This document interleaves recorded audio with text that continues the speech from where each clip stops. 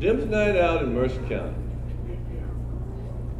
What a great place to be, what a great event, and glad to see all of you here.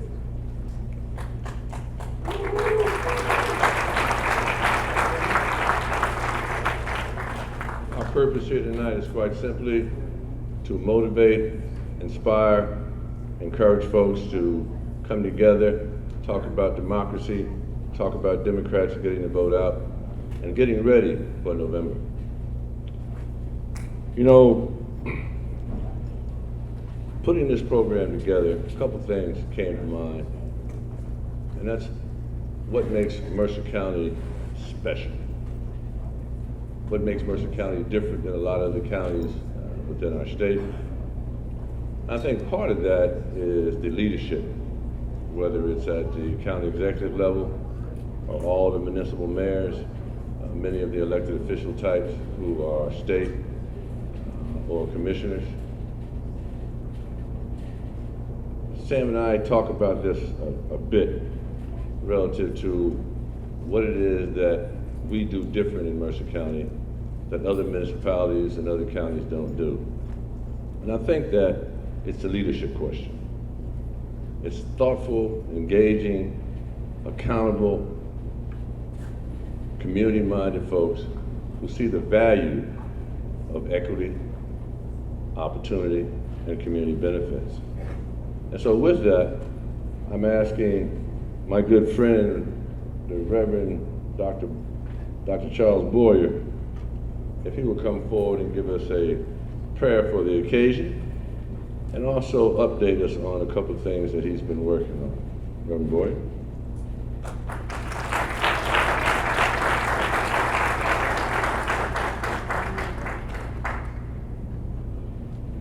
Well, good evening, everybody. Good evening. Good evening. It's good to see everybody.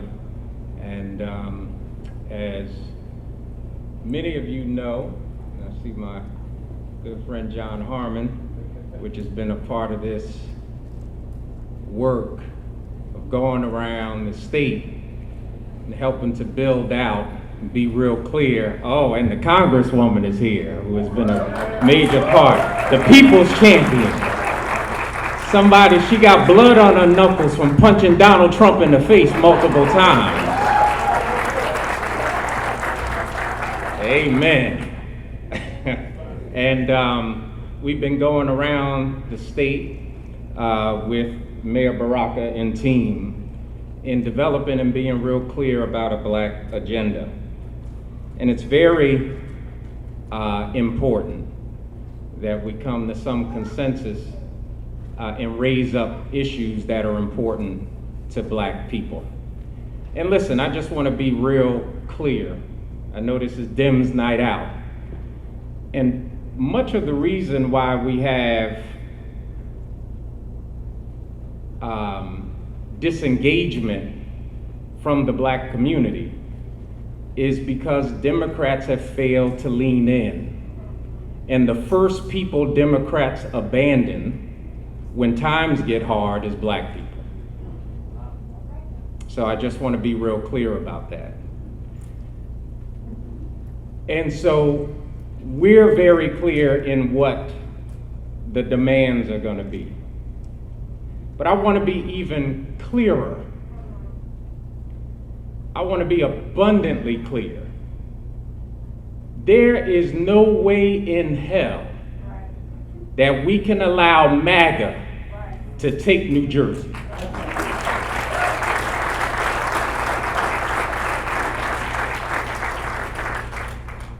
What's happening in Washington, D.C. can very easily happen on the streets of Trenton. And for anybody that's in the medical profession, I hate to use this, but we have to do triage. The most imminent threat to black people is MAGA. And if we don't defeat MAGA in November and make sure it does not get a foothold in New Jersey, we will be giving it strength And black people will not just be suffering the rollback of our civil rights, which has already happened, but we will be fighting to stay off the plantation. So I just want to be real clear on what the assignment is. But we will certainly not give up anything for cheap. God, thank you that we're going to wake up, keep MAGA out, and keep Democrats accountable. Now, be in this meeting tonight as we all come together, together, together, together, together, in a unified front to defeat wickedness in high places. This is our prayer in your most blessed name. Bless the organizers, bless our political figures, bless everybody whose assignment is to keep the devil from getting a foothold. This we pray in your most blessed name. Amen.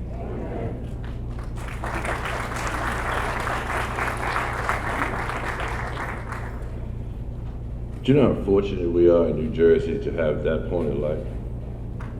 Do you know how fortunate we are? Our next speaker and chair of the Capital City Area Black Caucus and the Mercer County Commissioner, Sam Frisbee.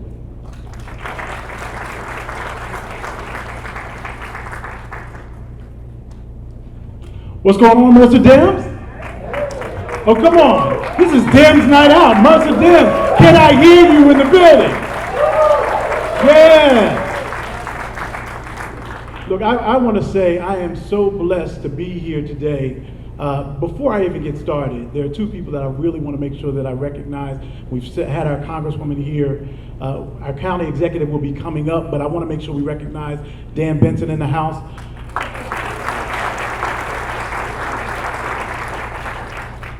And our county chair, Janice Munoz. I will say that it was in this church that when we were going through a contested race, that Dan Benson, we had a forum here in front of this group, the Capital City Area Black Caucus. And Dan asked us, what kind of Mercer County do we want to live in? And I ask you, juxtaposition, what kind of country do we really want to live in? You know, when I start looking at what is going on, the quick history on DEMS Night Out. Part of the reason that we began DEMS Night Out about 7 years ago is because, especially in the urban community, when I would walk around and I knocked on doors and I would talk to people, and many campaigns were getting started right after Labor Day, the black community and the Hispanic community in the city was saying, here you come again. You only want to talk to us when it's election time. And so we wanted to make sure that we started the process earlier. So right after National Night Out, we figured that we'd coin Democrats Night Out. Let's get a month jump on when we're supposed to be out there knocking on doors, when we're supposed to be making phone calls, when we're supposed to be getting people engaged in the process. We recognize, those of us that are in this room, that it's a year-long process. But for those people that are not steeped in in politics and the democratic values, they don't always recognize that it's a year-round process. So we wanted to get them involved earlier. And so when I started looking at some of our challenges that we're facing with the person that is running on the Republican side of the slate, I started looking at our Constitution and started recognizing some things. When we look at our Constitution, there are certain things that we look at that might be inalienable rights, but they're not really. I remember years ago I used to talk to people about when you start looking at the 3/5 compromise, which is still in the Constitution. And those of you who don't know about the 3/5 compromise, it was put into the Constitution after the Civil War because at that point in time on the plantations, there were more black people on plantations that were now freed. And so the Republican or the Southerners said, well, they should be counted as full people because that's going to give us more votes in the Congress and in the Senate. And the Northerners said, I don't know about that. So they put it in the Constitution that black people were 3/5 of a man. And that's what they were counted as in our Constitution. Well, the 14th Amendment reversed that. The amendment It has not been taken out of the Constitution. It's just been amended. And so when I used to talk to people about this, I said, oh, this could happen. Never thinking in my mind that it actually could happen. And then when I started to look at what this administration is doing in Washington, D.C., when we looked at what they started doing in L.A., when they decided that they were going to create their own, even though this president is supposed to be on his way out the door when the 2028 Olympics come, what he's planning on doing in terms of his own Olympic committee that is going to be looking at immigration status as people try to come into the country. I said, this actually could happen. And so when I started listening, I want you to listen to this really quickly, and I'm going to finish up with this, because we're at a point in time in our lives where we have to make a decision. If we're going to fight like our lives really depend on it, or we're just going to use that as a euphemism, because our lives really do depend on it. Stacey Abrams said this on the Jimmy Kimmel show.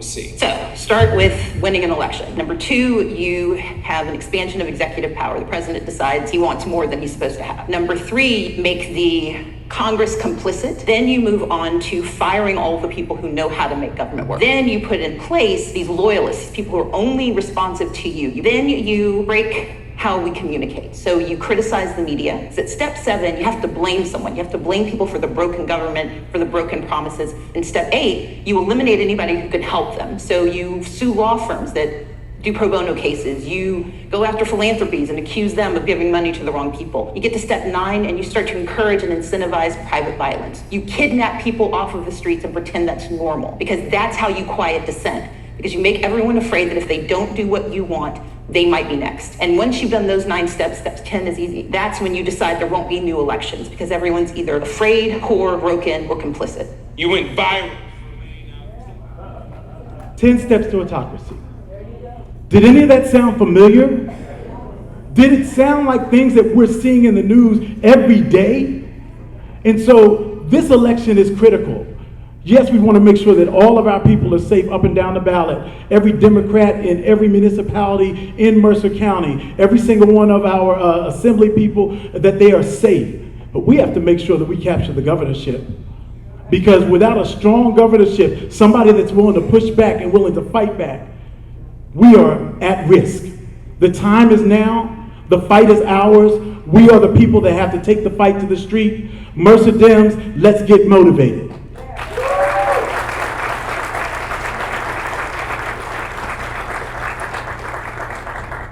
You know, we have a number of speakers here. And so if you look at the program, you will see that there's a restriction.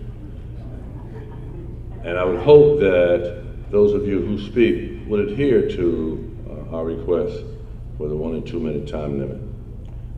But if you don't, I will not hesitate to come up and say it's time. And I will do it diplomatically. But if you continue on, I don't mind doing the Sandman sentence. For white folks who don't know what that means, at the Apollo, when you couldn't sing, someone would come and pull you off the stage. So just giving you an idea of how we will approach this. Would y'all please welcome, and I'm not sure he's here yet, but our former Mayor Trent Doug Palmer. Did Doug get here yet? Okay. Then we'll move right on with the Honorable Janine LaRue, member of the Capital City Area Black Caucus.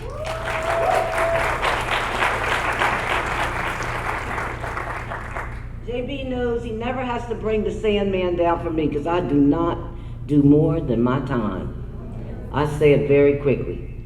First of all, I am so honored to be here this evening, giving honor to God, the strength of my life. And you know, people said to me earlier today, did you see the weather report? Y'all ain't gonna have any people there tonight. And I said, but we're Democrats, and we are fighting for our lives. And I bet you we're gonna have a whole church full. And you know what? Here you are. Here you are. One of the things that I always say that I love about this particular Democrat event, because this is the Black Caucus event. Can we give a shout out, a hand clap for the Black Caucus event? We have never, for those who are here for the first time, we have never had a Black Caucus event where everybody in the audience has been Black. And why is that important? Because in Mercer County, we have figured it out, is that when we all win, we all win.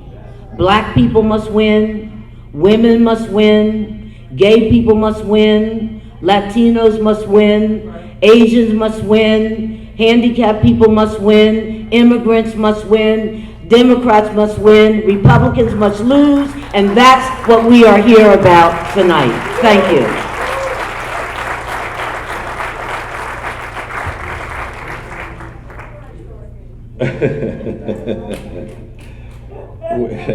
When Reverend Boyer came up, he talked about his partner in crime, but he's just not his partner in crime.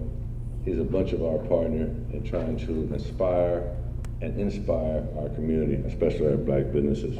So would you please welcome Dr. John Harmon, founder, president, CEO of American Chamber.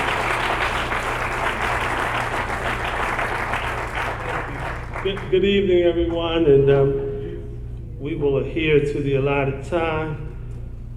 Not long. How long? Not long. So, there are a lot of things I wanted to say, but I made notes so I can get to the point. This is clearly a defining moment here in the state of New Jersey. 1.2 million Blacks, 124,000 Black businesses, highest poverty, highest unemployment, net worth, 17,000 versus 322,000 for whites. 93% of Black businesses are sole proprietorships. 4 in 10 Blacks own homes in New Jersey. In the ranking, it's Asians, whites, Hispanics, Blacks. We're on the absolute bottom, right? So for me, it's about reciprocity. It's about intentional focus on an equitable coexistence. It's about transparency. It's about accountability.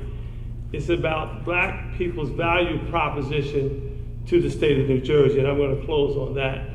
And there was some emphasis around clarity, and I'm going to try to clarify this point, because sometimes we get up and we start quoting percentages, et cetera, and you probably don't really understand what that all means. But I'm going to give you a nice example that I think you could follow. 90% of the Black vote has gone to the Democratic Party. 90%. In the business deal, 9 out of $10, that gives you substantial equity. So if you juxtapose that in terms of $1 million transaction, $900,000 is what you put in the game. If you got 10%, and Reverend Boyer would appreciate the tithing, if you got 10%, that would give you 100,000, right?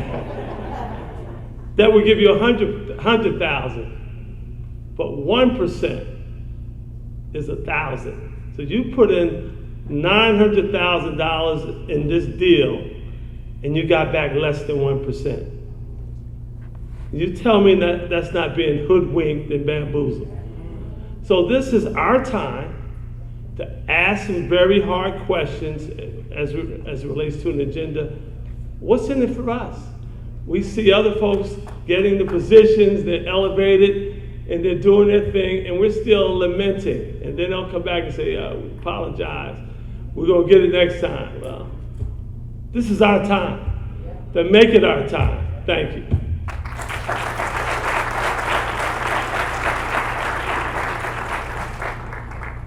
I've asked all of our electeds who are going to be speaking this evening, and some of the others, to speak on a very simple theme, and that is, why is it important to vote in this election? I don't want it to be rocket science. I don't want it to be something that you gotta figure out why the sun and the moon live in the sky. You know, I want it to be very simple, and that is why this election is so important and why we need to vote. And the first speaker, representing the city of Trenton, is the Honorable Reed Gussiora, Mayor. Thank you, JB, and good evening, everyone. If you look at the news today, it's not pretty, and Just yesterday, they announced that Trump announced that National Guard troops would be there to protect the Smithsonian. And it's nice to know that the newest museum is the African American Museum, and that's where the National Guard is positioned. And you think of, and that's theater, because what he's doing behind the scenes is he's affecting programs that affect SNAP, Medicaid, school lunches, and the list goes on and on. And we have a MAGA candidate for governor, and he said that he wanted to open up an office of Doge in Trenton. And he's going to do what the same playbook that Donald Trump is, a sleight of hand, show some theater. Could you imagine him putting the National Guard troops in Trenton? But what we really have to focus on is the loss of benefits that will happen in this community. There's going to be a lot of people that are going to be hurting, a lot of mouths to feed, and more homelessness, and more inability to address the social issues that we need to address. And that's why it's so important that we have Mikie Sherrill to be our gubernatorial candidate, because if the MAGAs win, everything that they're doing in Washington, they're going to start to do in Trenton. And we all have to be together, the capital city. And so I applaud JB for bringing us all together in caucusing, in conversation, and we all got to stick together for this November election. God bless. Thanks.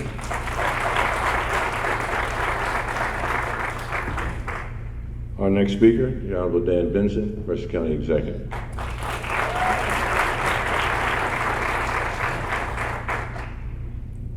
So the charge is, why do we need to vote? And how do we keep it simple? 2 years ago when I spoke before, I said, what type of county do you want to see? And at its basic level, you need a government and you need leaders that love its people, all the people. I said we want a Mercer County that loves its people, among a lot of other things too that we need. And I think John touched on it and others have too. What we see happening at the national level, it is so clear that we have a federal government that hates its people. How can you have a government established on hate? In Mikie Sherrill, we have a governor that loves New Jersey and loves its people. It's as basic as that. When we see Jack Ciattarelli out there, he's already said whose side he's on. He loves one person with the initials DT. He doesn't love New Jersey. He definitely doesn't love its people. He's turned his back on everything he's ever said he was for. So if he's not going to stand for anything he says, we have to send the message that we love Mercer County, we love our capital city of Trenton, and hell no, we're going to let, as you heard, that MAGA hate be in that state capital. Thank you so much. Get out and vote.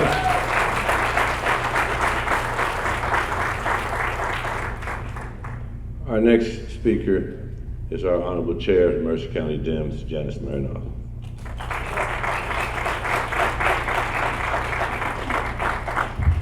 Okay, good, thank you. So, I know people are going to talk about a lot of the immediate impacts of what is going on in Washington with the big beautiful bill and the pictures on television. But another reason that we need to be voting and engaged is we're not talking just about today or tomorrow. The things that this man in Washington and his surrogate, who is running to be governor of New Jersey, want to do, they want to make them permanent. They want to change our systems. They want to shut down our voices. They want to change our courts. They want to fire people and change the systems, the departments, and the operations that are not saying what they want them to say. We don't even see all of that, but understand the implications of that are dramatic, long-lasting, and very non-transparent. So that needs to be an important part of what we do. I'm going to, as chair, take my last few seconds to say this. You'll hear a little more. Yes, you need to vote. But you need to do a whole lot more than vote. You need to engage. You need to put the message out. You need to knock on doors, make phone calls, make texts, drop hangers. You need to get everyone else to vote. And we need to make sure that we elect Mikie Sherrill, the next governor of the state of New Jersey, and all of our Democrats up and down the ballot. Do your work, and let's start here tonight if you have not already. Thank you.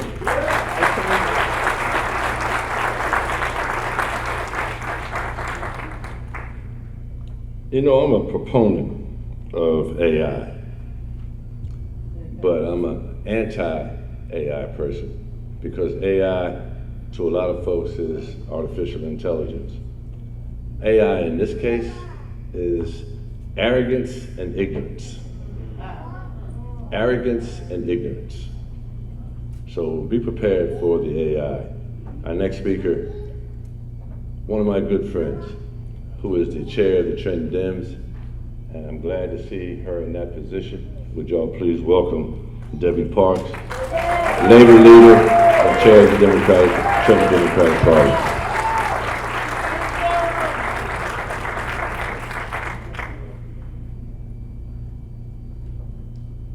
Good evening, Mercer County Dems. We all watch TV. We all know what's going on in Washington, so I'm going to keep it simple. We have no choice, people. What I'm asking everybody in this room, what are you prepared to do to keep MAGA out of New Jersey? We need a commitment from everybody, as you've heard. We have to stand together. There is no choice here. Do you know what New Jersey will become if Mikie Sherrill is not our governor? We all have to stand behind her, and as Chairwoman Marinoff said, we got to hit everybody. We have to hit everybody from down to the top. Those of you that know me know I do not trouble you long. There is no other choice, nothing else for me to say. We cannot show out if we don't show up. Get out and vote.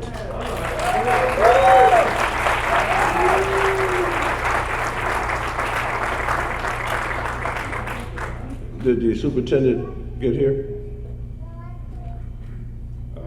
No, if he's not here, then we're gonna move. I'm looking for the superintendent, not you just waving at somebody, all right? But if he's not here, then I'm gonna take a moderator's prerogative and go back a step and have my good friend, 6 minutes, Doug Palmer, come up and say something.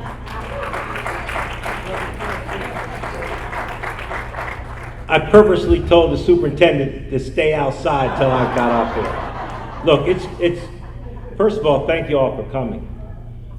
Giving honor to God's first in my life, being at Greater Mount Zion, Pastor Boyer, lovely First Lady. It is pouring cats and dogs out there. And I know because I just stepped in a pool. No, I won't say that. Poodle, but I'm glad you made it here, okay? And I was out, but I couldn't come until the rain. Listen. The bottom line is this, and I talk to people, you talk to people, aren't you sick? Sometimes you don't even look at the news. And I have to tell you the truth. I haven't watched CNN, MSNBC since Election Day, November. I just can't do it. And I know people do. My good friend Leighton Newell in the council, he watches it all the time. I call him, he's listening. I can't listen to that stuff. You know, I do read what's on the internet, and also I'm aware. But people are aware, my friends and people all over the country are looking at us. Because it's only Virginia and New Jersey that have elections, right, Congresswoman? And it's only us. And I feel so sorry for her, but I'm glad she's there because she fights for us every day. Can you imagine being in an atmosphere dealing with those Republicans, those hateful people, those crazy people, but she has to deal with it and maintain her dignity and fight the good fight. It's up to us. And it's not only because we don't want MAGA and Trump and Chitterelli to come here and take back everything that we've worked on, but it's also what Mikie Sherrill will do. I've been in her company for a few months now, and she means what she says. She's tough. She's deserving of our support. We have to elect her and her colleagues in the Assembly and the Senate to make sure that we can talk about helping working people, because they're suffering. And if we just go talk about, you don't want Trump and MAGA, we're not going to have anybody come to vote any more than they do. We have to talk about what affects their lives, these kids, the parents' education, these African American men, Latino men and women, what's happening in their lives, how are we going to change that? How she's going to change what has been happening. We're not satisfied with what happened for 8 years, even though it was a Democrat. We're not satisfied, and she's not either. We have to let them know she's a good person, a good woman that's going to stand for us and make sure that we have the kind of life that we can start to do. And it doesn't end in November. Let this be a movement of the Democratic Party in working to help those, the least of us, that are in these neighborhoods suffering. We have to convince them, and it's going to be hard. It's going to be different. I don't see no difference. We have to convince them it's going to be different. Mikie Sherrill's going to go in the community as she has done. Let's really make a difference for our people. It's not for Mikie Sherrill, because she's going to be all right. These other candidates, they're going to be all right. How are the people in this community here and others across this state, how are they going to be if you don't have a champion like Mikie Sherrill? Let's go do this. We can, and our folks are depending on us to do it. Thank you.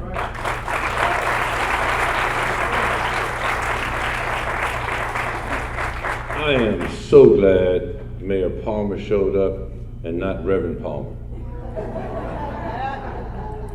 Because we would have been here till the cows come home, because you know, Reverend Palmer has been practicing his church speech. He's been doing a great job of that. Yeah, I know. You know, we talked here about leadership. We talked about the difference between Mercer County and some other counties. Being in Colorado, and y'all know I come home a lot because I want to be here. This is family. But Jason Crow and Donnie DeGette and several other Congress people have said to me, "You're going to New Jersey?" I said, "Yes." Well, you know, Bonnie Watson Coleman is a bad, bad, bad, bad sister. And I said to them, "You're not telling me anything I don't know. I've known her a good portion of my life." And they said, "Just tell her we love her, we appreciate what she's doing for New Jersey, and go Bonnie, go."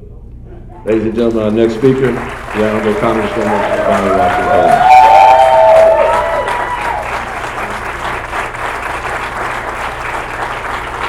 Thank you, everyone. Please sit down. Please take your seat. Everybody has said everything that needs to be said about Mikie Sherrill, and that she's our candidate, and she must win. So let me tell you how we don't win. We don't win like we didn't show up for Kamala Harris. We don't win when we are disaffected and we think it doesn't make a difference. But you and I all know that it makes a difference. So the people that we can talk to, they are the ones that we have to talk to. Now, every one of us who is an elected official has a list of people who either work with us or donate to us. They'd love to hear from us without our asking for $1. We're asking for their vote. We're asking for them to talk to 10 people about voting. We're asking them to stand up where nobody else will stand up. If we don't do this, this is not some theoretical crap. This is an existential threat to our safety and security. Whether we are women or Black or Latino, or we are veterans or we are disabled, whoever we are, this administration considers us the others, and they don't care about the others. And so the only way we win this election is for you to energize your folks, the folks that listen to you, that respect you, and trust you. And so don't take this for granted. Don't think that there is another chance. This is it. If we don't take this stand in New Jersey, look what's happening in Texas. Look what they're talking about in other states, other southern states. Everything that, every right that we have, or we thought we had, is on the line, and it is for every one of us.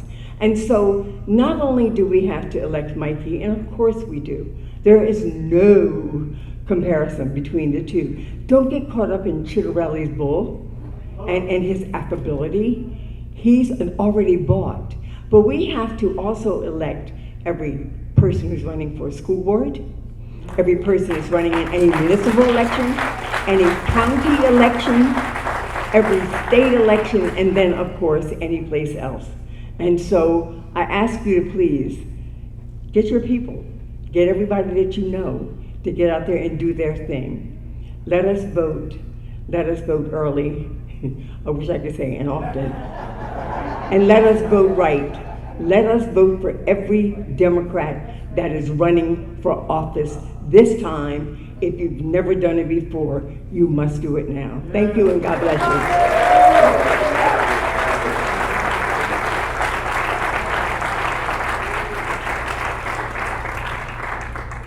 I'm going to turn this over to Sam to take over the moderator, but I told him I wanted to introduce this next speaker because she is the dean of elected officials in our state. And when you talk about dean and you talk about professorial, you talk about a teacher. You talk about someone who has been there, done the work, always showing us an example of what we should be about, what we could be about, and according to Bonnie, what we better be about. And so would y'all please welcome the Dean, Miss Sherrill, Dr. T, the New Jersey State Congresswoman, Blue State Senator.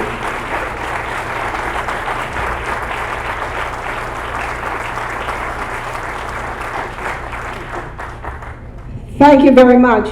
Good evening, Mercer County Democrats.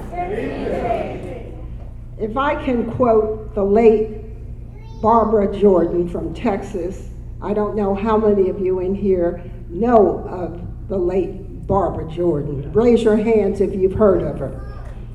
Well, she was the one who said, the stakes are too high for politics to be a spectator sport. And we have too many Democratic spectators. We saw it last year with the results of that presidential election. And we cannot afford to allow that to happen again.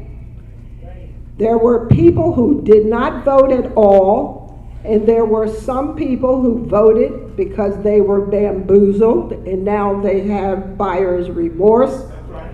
So what we have to do now is find those people and engage them and make them aware of how high these stakes are this year.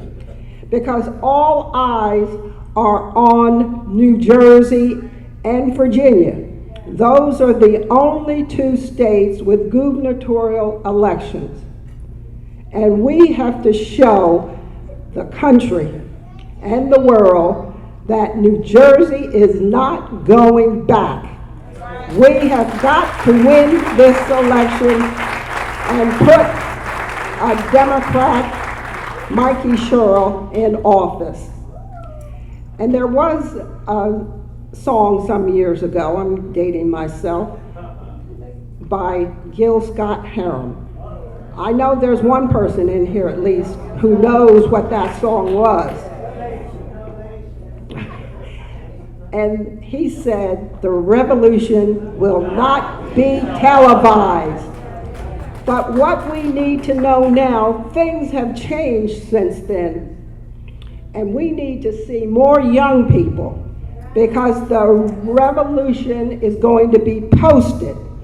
So we've got to get these young people and get them engaged so that they can communicate with each other. Because I know with my grandchildren, I can't communicate with them because all they use is social media and texting. So we've got to go and reach out to the young people in this state and also in this county, because we can do this because we are blue, and we've got to make sure that Mercer County and the state of New Jersey continues to be blue, because the stakes are much too high. So go out. I know with me, I'm doing it now.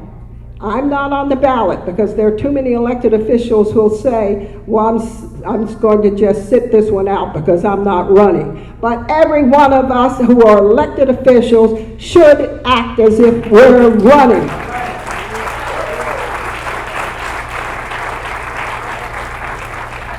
And even those that are not elected officials, you have to act as if you are on the ballot too, because you have just as much at stake as we do.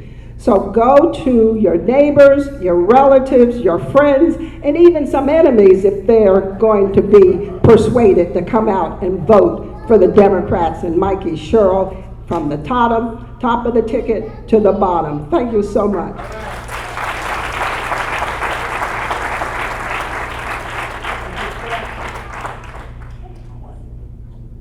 Sam, you ready? Andrew, is Zicker here? Okay, so there are a few people who may not be here, but I'm gonna turn it over to you. Okay. So Dems, we have a lot of people on the ballot, and two of my favorite people, because they're my assembly people, are in the building. Part of the Fighting 15th. I'm gonna ask them to come up in this order. Anthony Varelli. Give him a hand. And Assemblywoman Berlina Reynolds Jackson right after Anthony Varelli.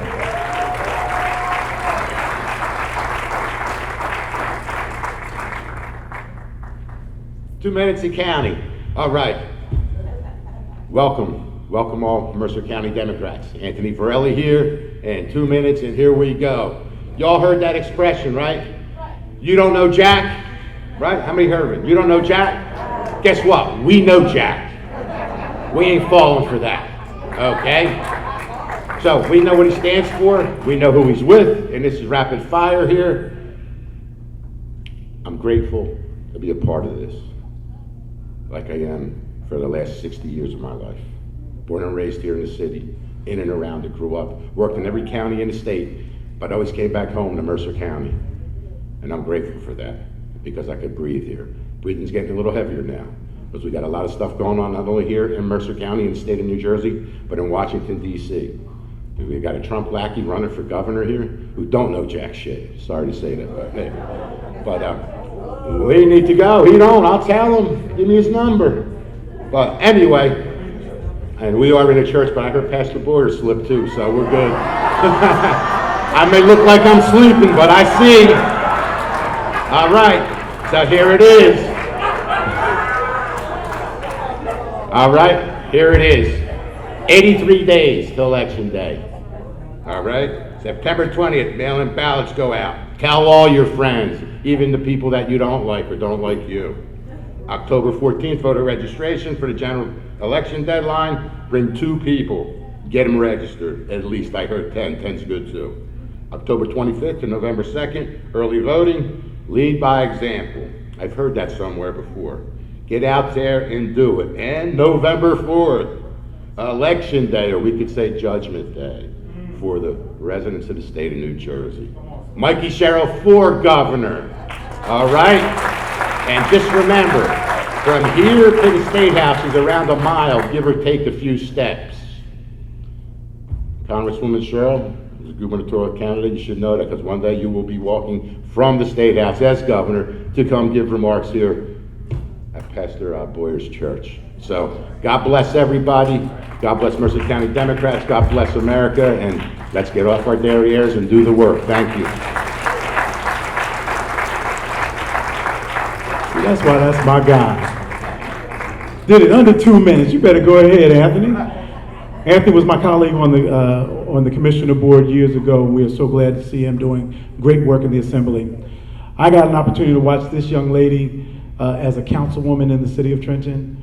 And as she came through as a councilwoman in the city of Trenton, watched her do great things in the assembly. Now the chair of the Education Committee for the Assembly in the state of New Jersey, and also the incoming chair for the Black Caucus, state of New Jersey, Assemblywoman Belina Reynolds Jackson.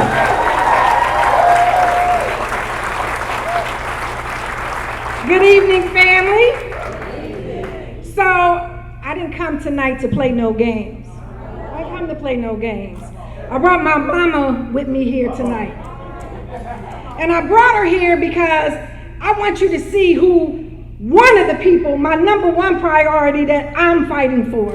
I'm fighting for her. I'm fighting for your grandmama. I'm fighting for your nana, your auntie, and your little people. We're out here fighting. We can't do that. The primary is over. Mikie Sherrill is our candidate.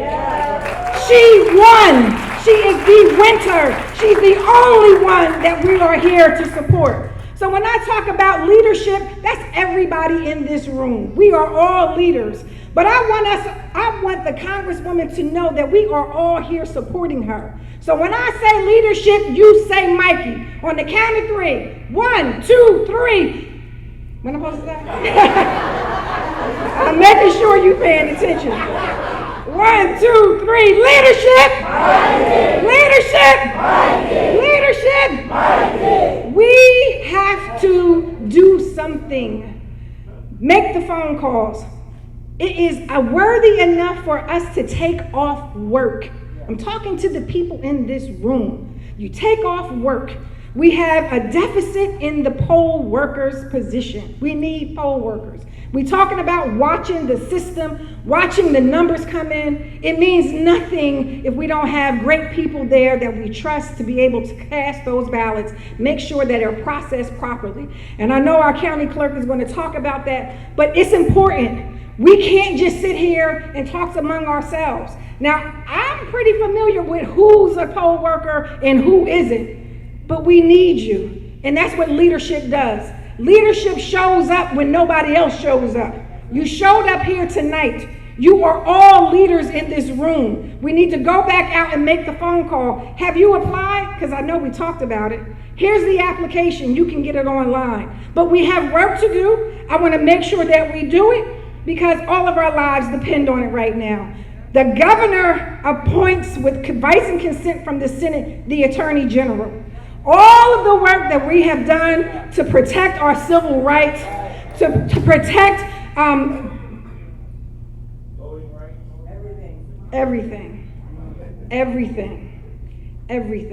is on the line. We're talking about access to health care, maternal health care, women's rights. You know it, we can go down the list of rights. If we don't have Mikie Sherrill as our governor, we get nothing. And what little you think you have now, you won't have that either. So take the message back, make the phone calls now, say her name. Her name is Mikie Sherrill for governor for the state of New Jersey. Thank you so much. Action Jackson said it. Action Jackson said it. Leadership. Oh, I don't hear you. Leadership. Leadership. Leadership. Come on, that's our leader. We got to do the work to make her our leader. All right, so we don't have the 16th year, but we do have yes, I got it. So we have our Senator Linda Greenstein, and behind her, Assemblywoman Tennille McCoy. All right. Senator.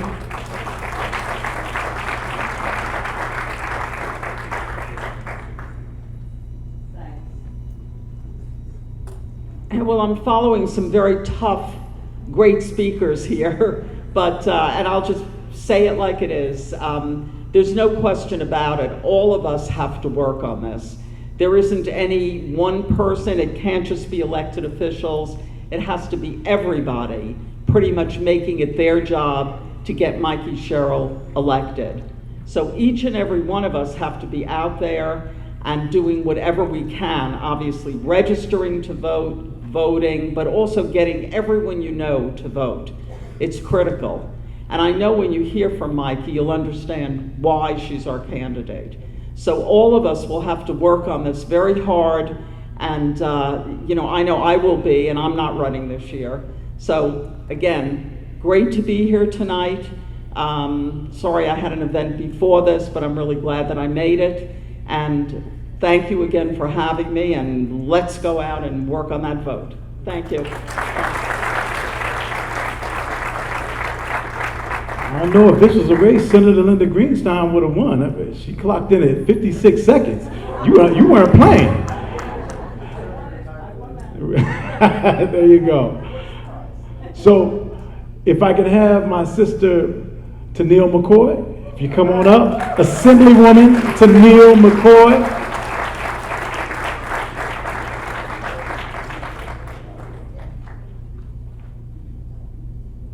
So Varelli, I'm gonna say, hit the road, Jack. Don't you come back. Don't you come back no more, no more. Hit the road, Jack. Don't you come back no more.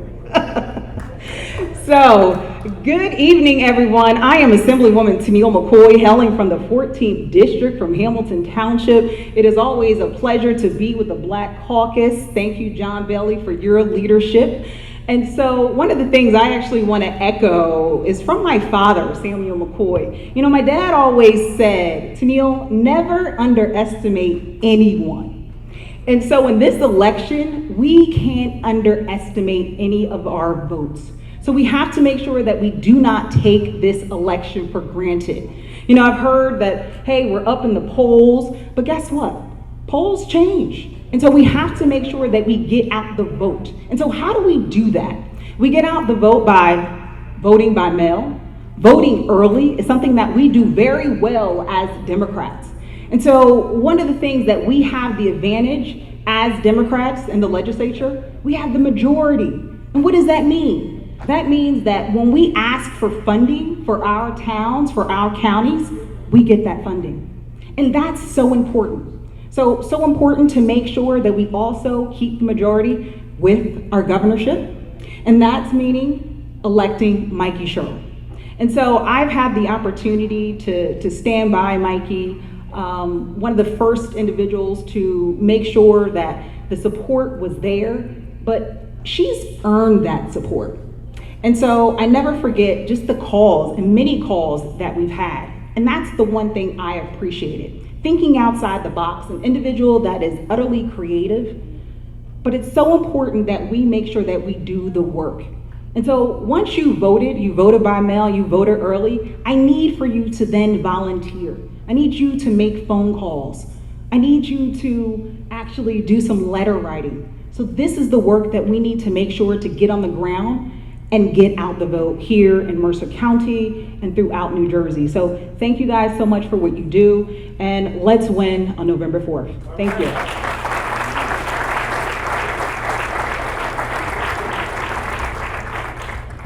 It is so refreshing to have a candidate who, when they run for the governor's race, that they don't care how far down they have to reach in order to talk to people. Now, I'm very transparent. During the primary race, there was no secret that I went to school with Raz. Raz and I are friends. I was a supporter of Raz Baracus. But as I told my county executive and our chair here, that whoever came out and was the winner, that's where I was going to be. Because we're Democrats and we fight together. We might have fights in-house, but when it's time to come together, it's time to come together. And so I remember receiving a call from Mikie Sherrill, as I was driving back from the airport. And she knew where I was, but she made the call anyway, because she wanted to understand what I thought about the city of Trenton and what she needed to do here. And so I'm grateful for your leadership. I'm grateful for the fact that you understand that this city not only needs you, but you need them too. So coming to the mic, we've got our Mercer, John, did you already recognize Mercer mayors? No, you're up. Okay.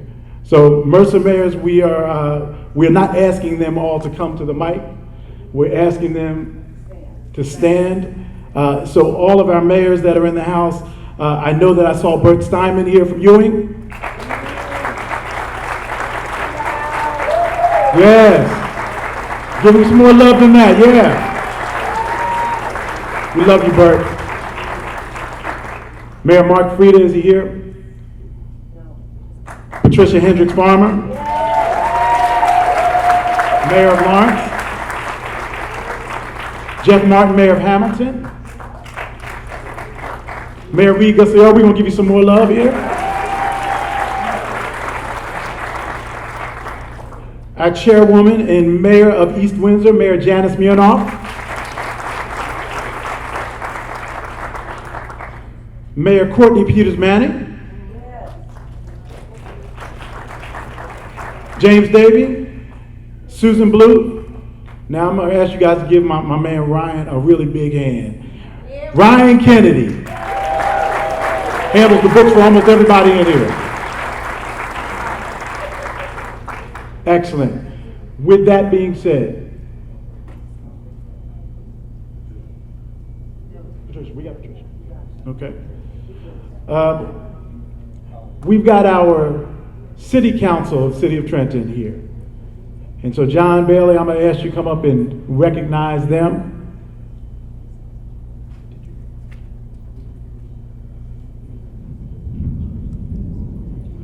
My apologies. I thought they were further down on the line, but I missed my own colleagues. That we spent all night together last night. We were in commissioner meeting till 11 o'clock last night. Dang. You think we got tired of seeing one another? I'm going to ask our chairwoman, Kristen McLaughlin, to come to the microphone, and she can recognize all of our colleagues. She'll be the one that'll be speaking for all of us.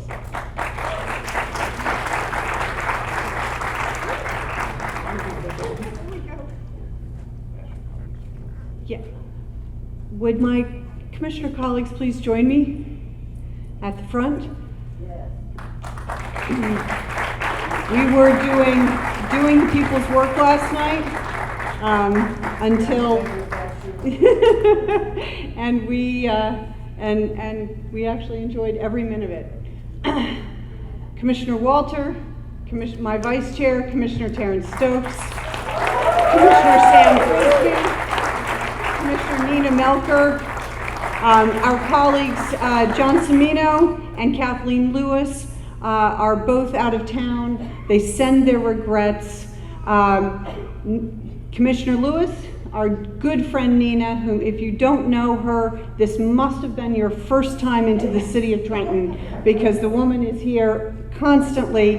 And Kathleen Lewis has served, starting in Lawrence, has served in multiple positions and serves the state now. They are our commissioner candidates on the ballot this year. Mikie Sherrill, it is critical that you win. It is critical that we help you do that. But speaking for the commissioner board and our county executive, it is critical that Nina and Kathleen continue to get to do the work that makes living in Mercer County as wonderful as it is.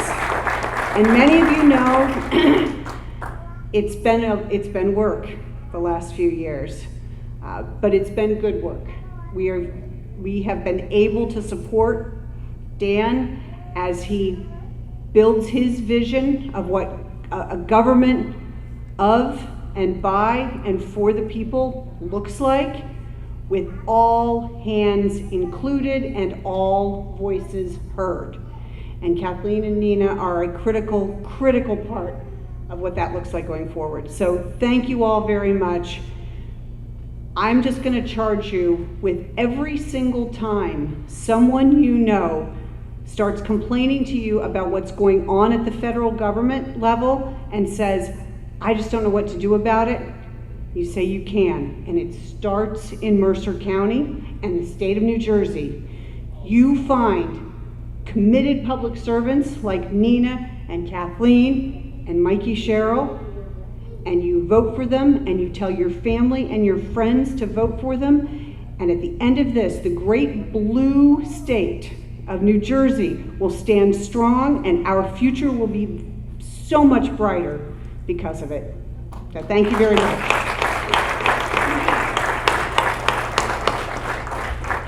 So very quickly, as they're going back to take their seat, I want to shout out Nina Melker, who's not only on the ballot, but we've been running the Capital City Area Black Caucus for about almost 10 years now. When she first got on the ballot, she's not missed a Capital City Area Black Caucus meeting in the 10 years that we've been running it. That deserves a hand. So very quickly, before I get to our other county elected officials, we also have some school board members in the house, Jeannie Weecom, Austin Edwards, and Larry Traylor. And Jeannie Weecom and Austin Edwards are actually on the ballot. So we need to make sure that we get them elected. Remember, 2 years ago was the first time that Trenton went back to elected school boards in 35 years. And we got Larry Traylor, who was in the building, who was the youngest school board member, Larry in the back, youngest school board member ever elected in the city of Trenton. And we're now on our third cycle. So this is the third cycle of school board members being elected. So we also have, and she's not going to come to the mic, but I did want her to stand, Diane Jarofsky, our county surrogate.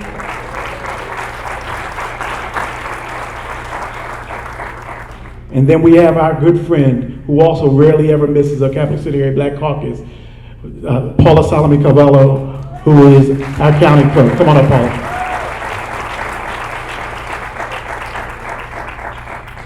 Thank you, Sam. Thank you, John Bailey, for having us. Thank you, Reverend Boyer, for hosting us tonight. And welcome to Mikie Sherrill, our Congresswoman, and our Congresswoman, Bonnie Watson-Coleman, and of course, our Chairwoman, Janice Mirnoff.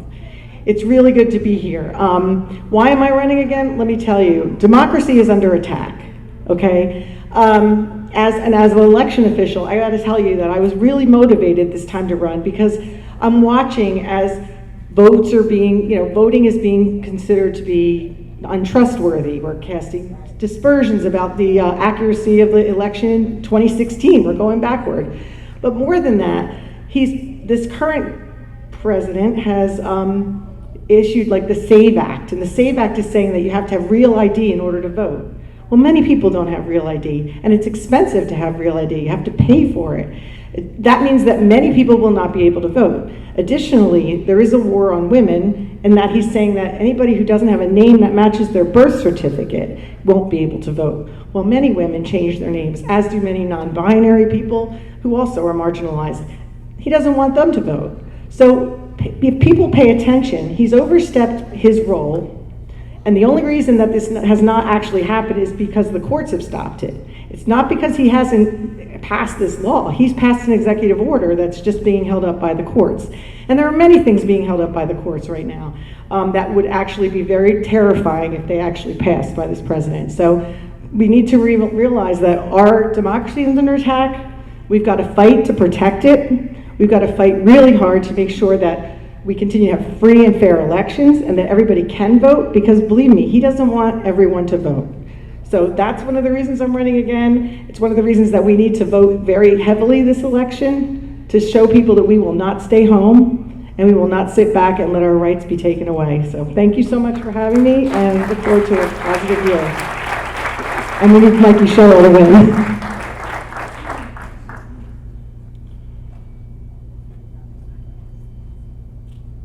In a past life, I was the head of Parks and Recreation for the city of Trenton. And over the time, I've watched the city council people come and go. Some having significant impact, some having no impact at all, just talking loud. But I think we have a council now that is clear. And I'm asking Jossie and Teska, because I think Crystal and Jenna are not here, but I'm asking Jossie and Teska, would y'all please join Yasminelli up at the podium, who makes remarks on behalf of Trenton City Council.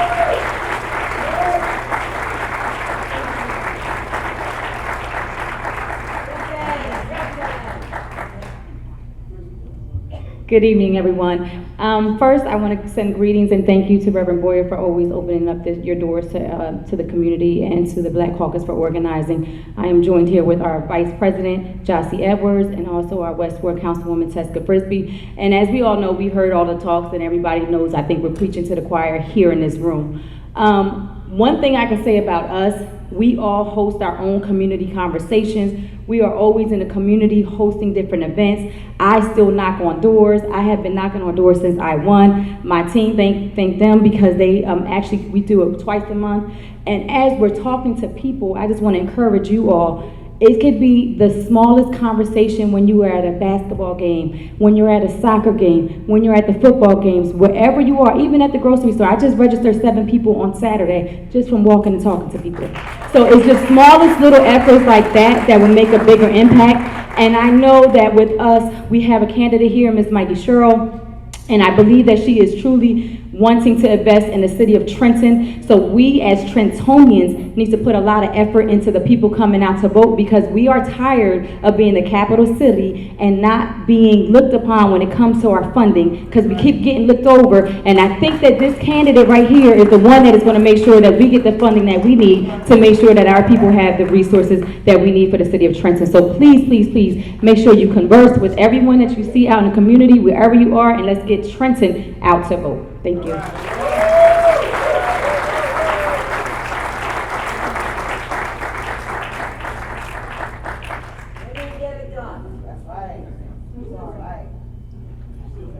want to make sure before we get away from our speakers that any municipal chair, any city council person, any precinct committee person, or any volunteer that's in the house, I want to thank you.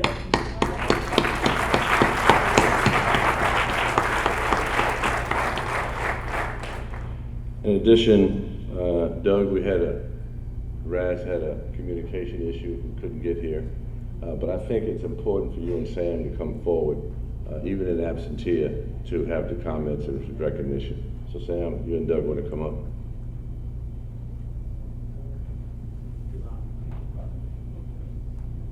I'll be brief. You know, we're very blessed to have Raz Baraka run for governor. Let's give him a hand. You know, he didn't have to put himself out there. I talked to Raz a lot. He's very committed. He's working on a host of things. As a matter of fact, one of the things that he has me working on, and that is the response to Trump as he's trying to take over cities like Washington, D.C. and lie about how bad crime is, only to distract from his failed economic policy where he's got these tariffs and unemployment and everything going. So Raz is working hard. He's a person that we should all champion, and I know we do. So without further ado, I think it's fitting, John, that we pay tribute to Raz, our hero and our champion, and a champion is going to work right alongside with the next governor of New Jersey, and that's Mikie Sherrill. So thank you, Raz, on behalf of everyone in the state of New Jersey for bringing real issues together and helping us fight the good fight. So I'll be very brief. I'm going to make sure that Raz gets his plaque and also his picture of King, and this particular piece, which was actually designed and commissioned by my wife, Councilwoman Teska Frisbee, designed this and had it commissioned by a local artist.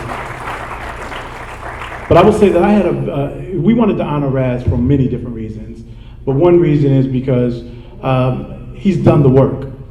I've had a front seat view to watching Raz. When we were at Howard University together, I entered in 1987, he entered in 1986. When there were political issues that were going on, even then as a sophomore at Howard University, Raz was standing on the front lines with a bullhorn and rallying people to come to be a call to action. And then when he came to New Jersey, I got an opportunity to work on his very first campaign when he ran for city council in Newark, because I was working at a school in Newark at that time. And I watched him how he ran, and even though he didn't win the first time, and he came back, and I don't think he won the second time, but it was the third time that he actually won city council. And then ran for mayor, and was successful, and has done a phenomenal job of getting out from underneath the state's thumb with their education system and making sure that people, black and brown people, had opportunities in that city. But not just black and brown people, but businesses, small businesses in that city had opportunity. So we wanted to say thank you to Raz for the work that he's done. We're blessed to have him, and I know that he's been talking with the Sherrill campaign a lot to talk about the different issues and how they can work together and walk hand in hand in order to make a change and a difference in this state. So thank you once again on behalf of Raz Barack.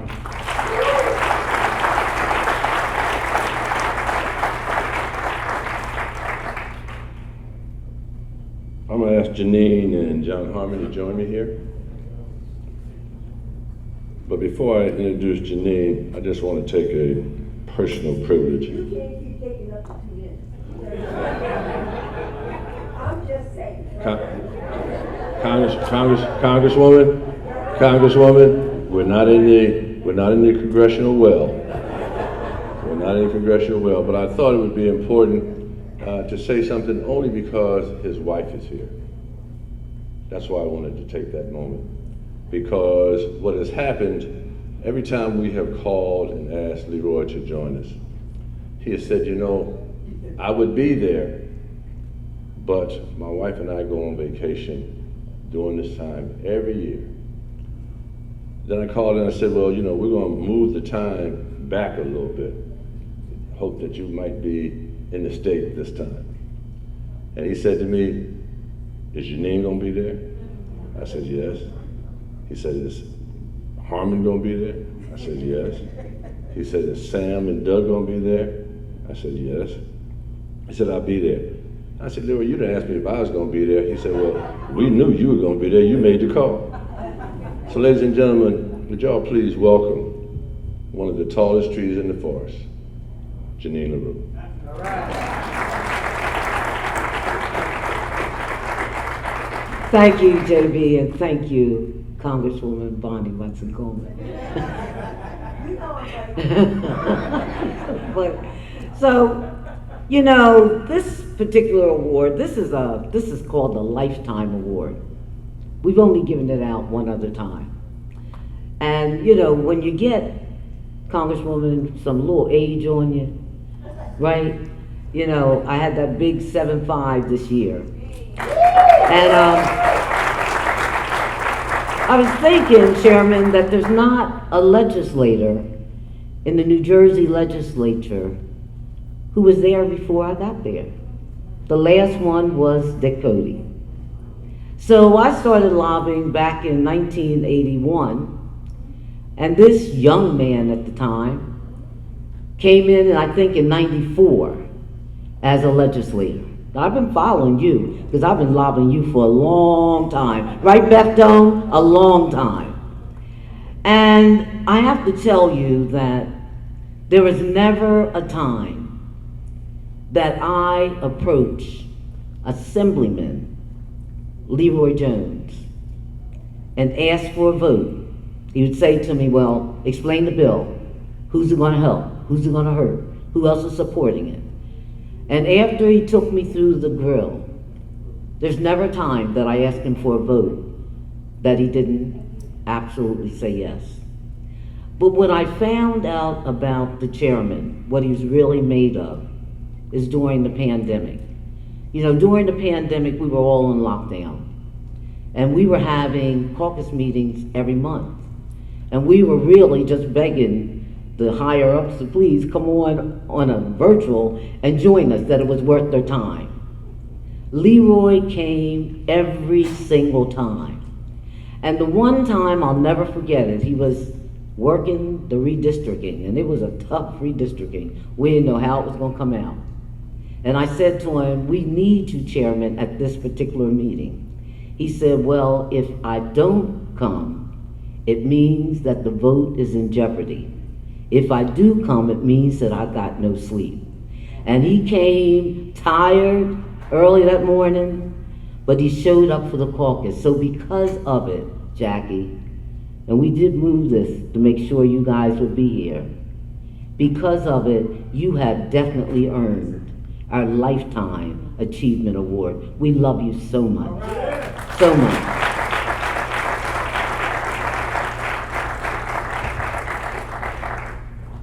you, Madam LaRue. This is an amazing woman who is soft-spoken, but she carries a big stick when she has to carry it. So give her a round of applause. And to this distinguished gentleman, they say, know them that labor among you. And I took a little time to get familiar with Leroy Jones' background. This is a well-accomplished individual. City administrator in City of East Orange, worked in the private sector for New Jersey's largest utility, two-term freeholder at the time of Essex County, four-term General Assembly, graduate of the great Seton Hall as an accountant, and a master's degree from NJIT. But what we know him for today is for his leadership at a very, very critical time in the state of New Jersey, where the call, particularly from the Black community, is a more equitable coexistence. So with that said, sir, it is with great honor, humility, that I present this on behalf of the Capital City Area Black Caucus, a Lifetime Achievement Award to Mr. Leroy Jones, the Chairman of the Democratic Party.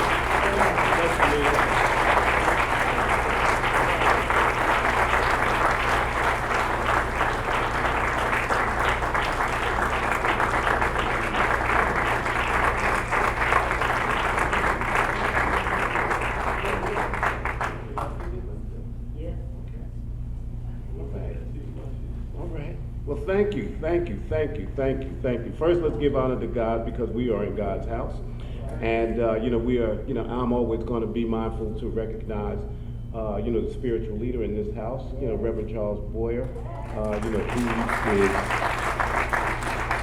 that social justice drum major, and person that, I have deep respect for. To the members of the legislature, that are here, Verlina and Tennille,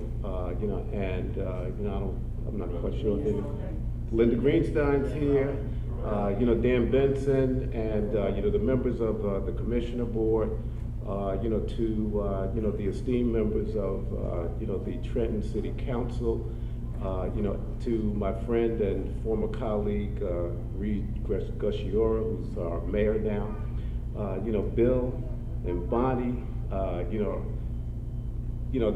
they were back there during the time that, I was a young assemblyman that Janine had made reference to. And, this is the time of racial profiling that, was running rampant in New Jersey.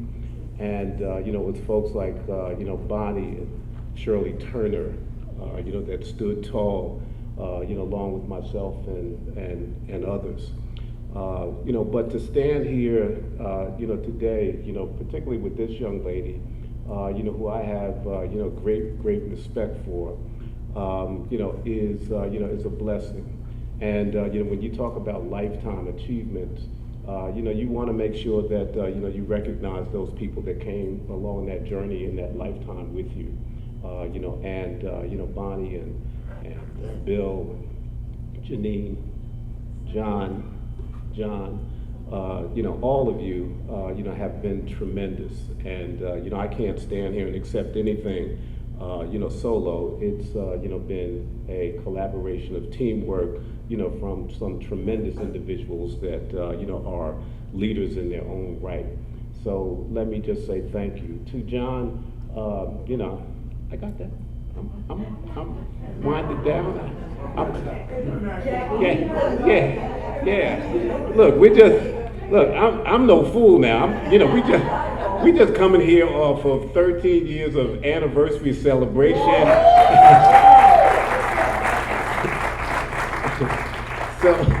But before I go, and close out with my wife, let me just recognize John Bailey. Who heads, this caucus, the Capital City Area, Black Caucus, and Sam, and all those that have gathered together, as a collective to advance the the experience, and the benefits of African Americans, not just in Trenton, not just in Mercer County, but across this great state of New Jersey. There's so many that you want to recognize. I definitely have to acknowledge my wife. 13 years of hanging out with me. It goes beyond that, because before we were married, it took me like 7 years to, put a ring on the finger, and until Beyonce started, until Beyonce, started singing, but I got the message. So thanks to Cowboy Carter, but our chair lady, Janice Murinoff, who goes back, with a relationship with my dad, back on the Jersey State Parole Board, who's been a tremendous leader here. But Mikie Sherrill is, the standard bearer of, this party. And we just recognized, one of our opponents, but who is now a colleague who has a tremendous track record of, civil leadership, civil rights, and that's Raz Baraka. I know he's vacationing in Martha's Vineyard and couldn't be here, but, he and I have worked, diligently, particularly electing LaMonica McIver to serve as the representative for the 10th Congressional District. So, to bring it all together, lifetime achievement, doesn't end today. This is the beginning, because we are on a crusade to make sure that, we save and secure New Jersey's democracy. We are on this mission, and the clarion call goes out to all of us, to save our state, from affordability standpoint, from a housing standpoint, from ensuring that there is a black agenda, that is going to be respected, and received, and that's going to be under the leadership of our next governor, Congresswoman Mikie Sherrill, who's here today. To all of you, I just want to say thank you. I am so humbled today. My good friend Doug Palmer, former mayor, I didn't get a chance to get here for the naming of the City Hall Plaza, but I'm here. He and I have talked continuously through this general election process. We'll be talking some more, but it's a little thing with me and Doug. But nonetheless, I am so humbled and so appreciative that you guys have chosen to recognize me. And if I'm the second person to be recognized for a lifetime achievement, or it is so special, and I will honor and ensure that my family understands that leadership is something that you're not born, maybe you're born with it, but you just don't acquire it along the way. You work at it, and you deliver it, and you do it in a sincere way. So, ladies and gentlemen, I want you to remember that yes, Madam Clerk, democracy is on the ballot, but I'm on the ballot, you're on the ballot, your grandmother's on the ballot, your grandfather's on the ballot, your children are on the ballot, their children are on the ballot. That means that this is a whole community that we have to fight for, and we have to make sure that we elect a Democrat. I see Kelly Ganges back there, who supported me when I was at the New Jersey General Assembly. But we have to make sure that we all come together collectively and speak in one voice on election day through the election process and elect Mikie Sherrill and all these fine leaders, our legislators, our commissioners, and certainly our county clerk. God bless you all. Thank you.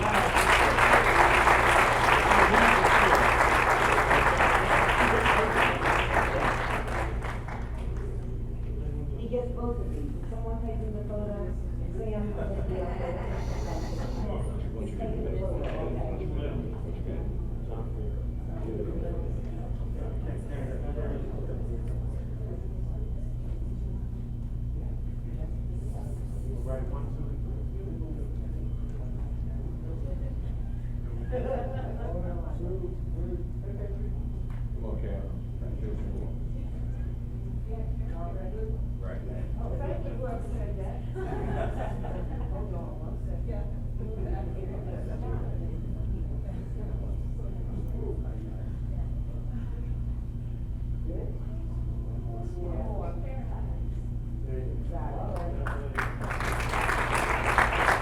me take those with you.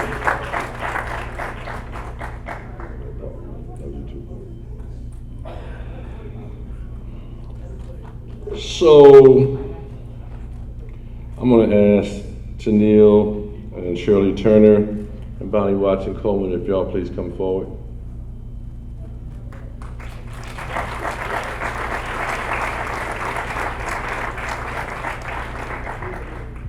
The Congresswoman and I have been texting back and forth. I wanted her to know that Colorado is going to be looking out for you, and all the good folks in New Jersey are going to be looking out for you.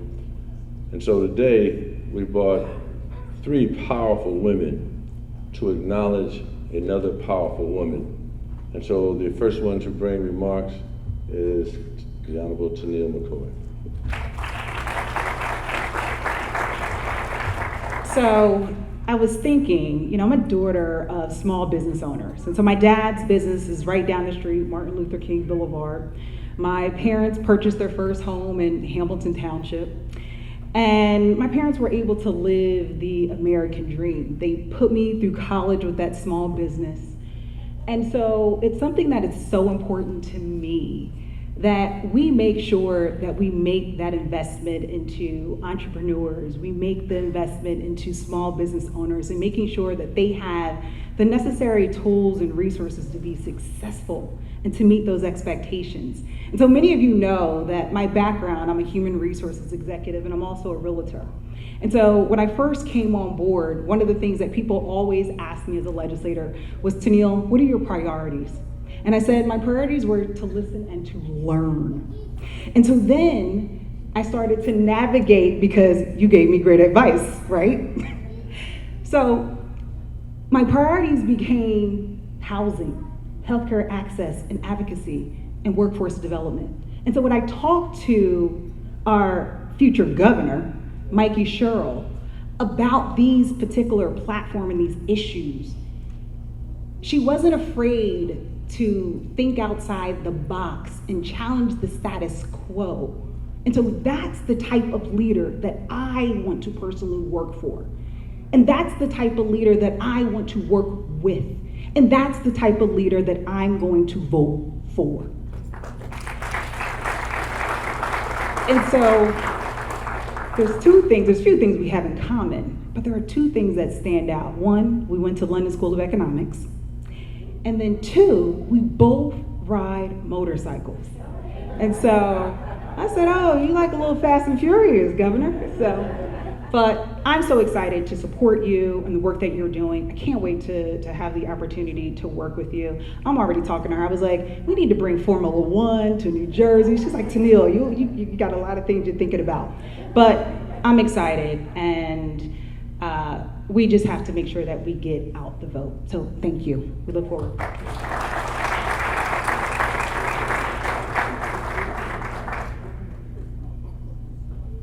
I'm just so delighted to be here in the midst of such exceptional people like Mikie Sherrill, and also my former colleague, Leroy Jones, and all of you here tonight.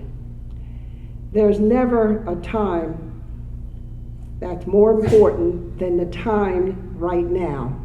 And Mikie, it is your time. You are the total package. Not only have you devoted your professional career to public service, you have been there fighting for us on the war front, in the military, protecting our rights, protecting our freedom and our democracy, and you also protected our rights in the courtrooms. And now you're in Congress and you have been protecting our freedom, our rights, and democracy there. And I just look forward to you bringing all of those skills back to New Jersey in Trenton and our State House as our governor.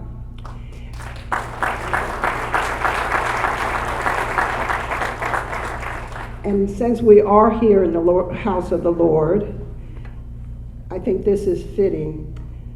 Proverbs says,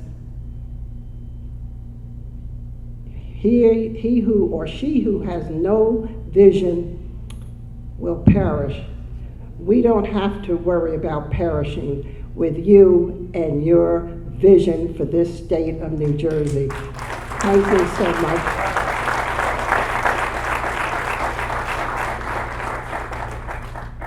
Most definitely a hard act to follow. First of all, Pastor Boyer, I'm so glad that you were in the city of Trenton, that you have connected our spiritual walk with our social obligations, unlike I've seen in a very long time, so I thank you. I'm going to be like my sister Shirley. I'm going to quote something also from the Bible that motivates me. To whom much is given, much is required. And I can say that about Mikie, because Mikie's entire life has been public service. Whether it has been flying a helicopter, dropping people off, picking people up, and making sure that our folks in service were safe. Whether it was being a prosecutor and making sure that the laws were applied in a fair and just way. Or whether or not it's a member of Congress and standing up for both our military, our installations in New Jersey, our rights for women, or just our rights in general for those who are least among us. We feed them, we make sure they have health care, and we make sure that they have protection. So she doesn't go around boasting about these things, Dan. She just does them. And so it is our responsibility to learn her story and to be able to tell others about that story and why it means so much to this state and even to our country to elect this woman governor of the state of New Jersey. It was a shame that we allowed Republicans who really don't speak for our issues to have beaten us to the punch. But what we will do in electing Mikie is we will be improving upon the beginning that they started. And so we honor her. We look forward to serving with her. I know that, let me just congratulate you too, Leroy, because I've known you for many years and you're very worthy of the recognition tonight. But ladies and gentlemen, we can make this happen. It is our responsibility to elect Mikie Sherrill, the next governor of the state of New Jersey, and to present her with this recognition tonight.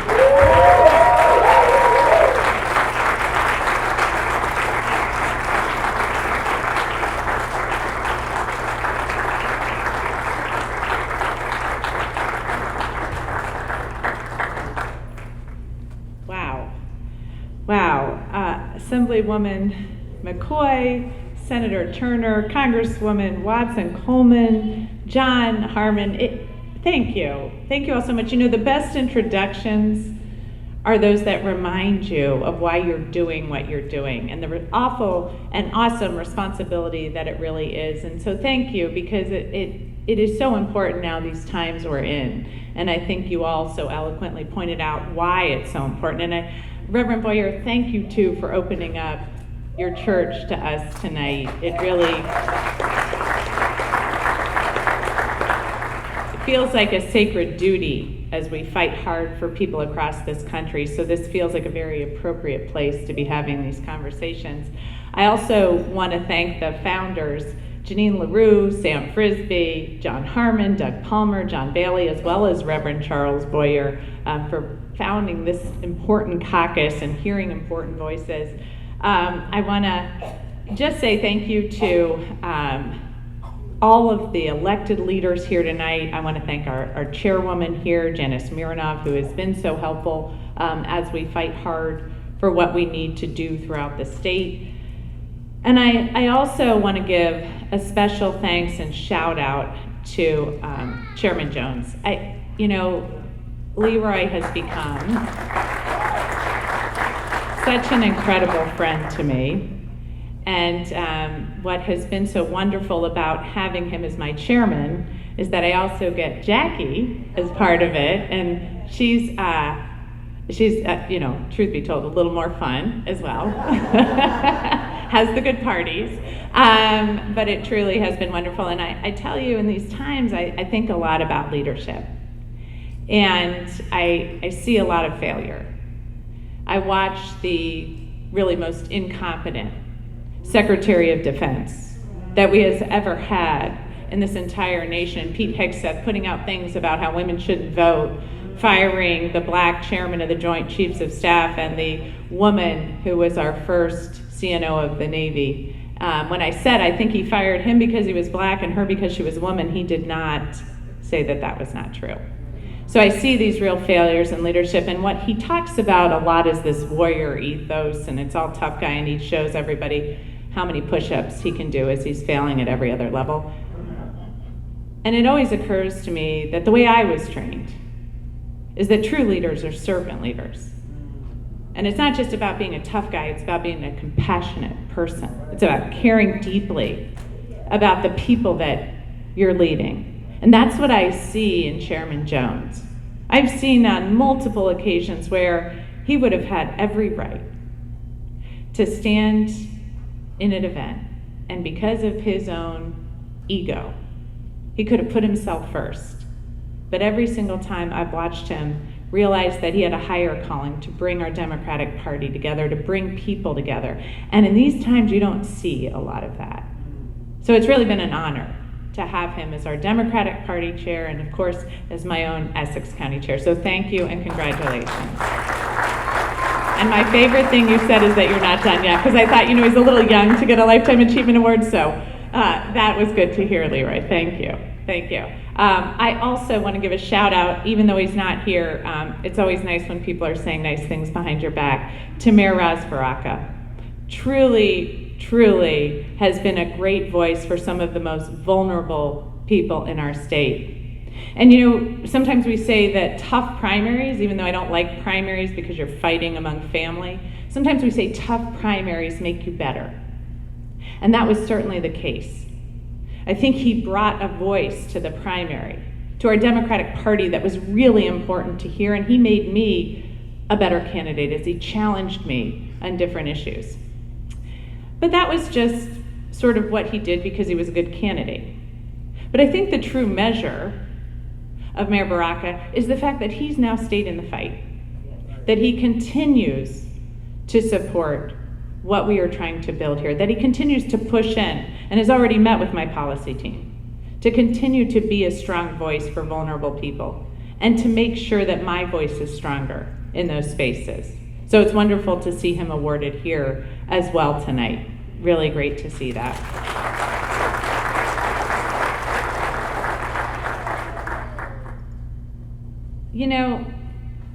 In the Navy, we have a saying. It's shipmate self. That means you're never fighting alone. It means you're never putting yourself first, that there are other people you need to take care of and watch out for. I sometimes wonder what Jack Ciattarelli's motto is. Maybe self trumps self? Because he's never seemed to put the people of New Jersey first. But in these times, in these tough times, we have to work together. Because we as a state are going to have to stand in the breach. We're going to have to stand up against those things we see coming from Washington, and we're going to have to stand up to some entrenched interests right here in the capital city to make sure we're better delivering for people across our state. And, throughout the course of this campaign, I've spoken to thousands of New Jerseyans. And what comes through to me every single time is how much we all love this state. I think we realize we have something special here. I've traveled across the country. I've served across the world. I've lived in Bahrain, and I've been throughout the Arabian Gulf. And I have to tell you that there is something incredibly special about the state of New Jersey. incredibly special about the people of New Jersey.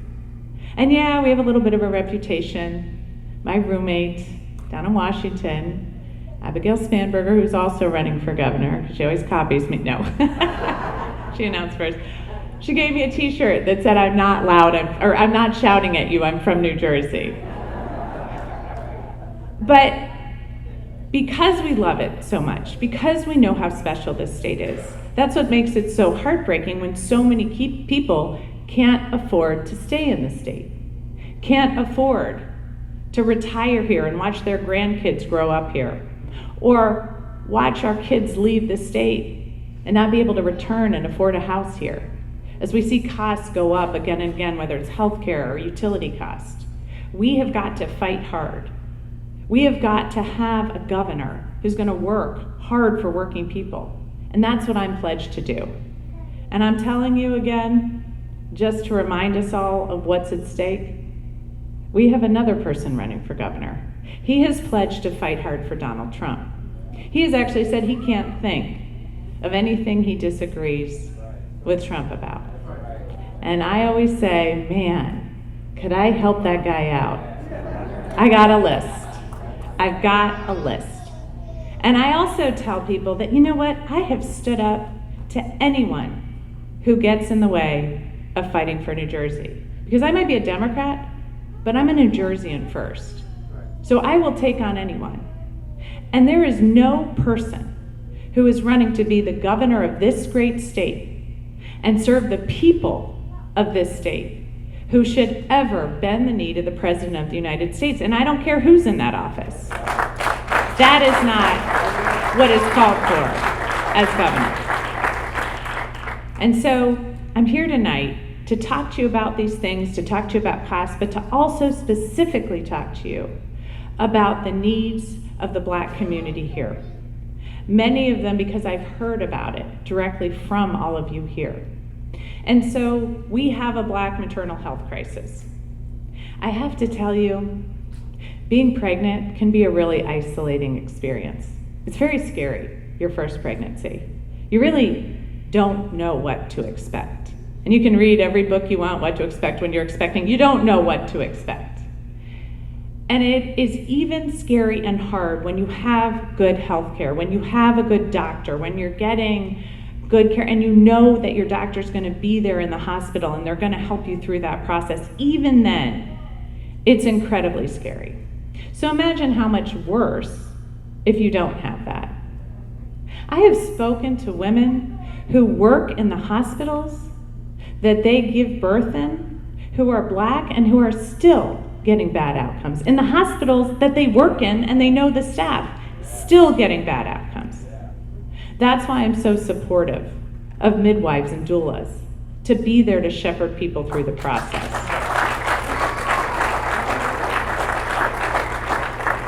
Of making sure we have remote monitoring and telehealth to care for people both preterm and postpartum. Making sure that we are helping reach into communities. And you know, it's really isolating when you're pregnant, but sometimes it gets worse once you've had that baby. Sometimes you have a colicky baby, and you're lucky if you can get a shower, get out of your pajamas all day as you're trying to deal with this child who only sleeps 15 minutes at a time. Ask me how I know. And so that can cause a great deal of oppression. That can cause an even more isolation. So making sure that we're reaching into communities and homes to take care of people postpartum as well is incredibly important, because we morally have got to have better results. And that's what I'm going to fight for.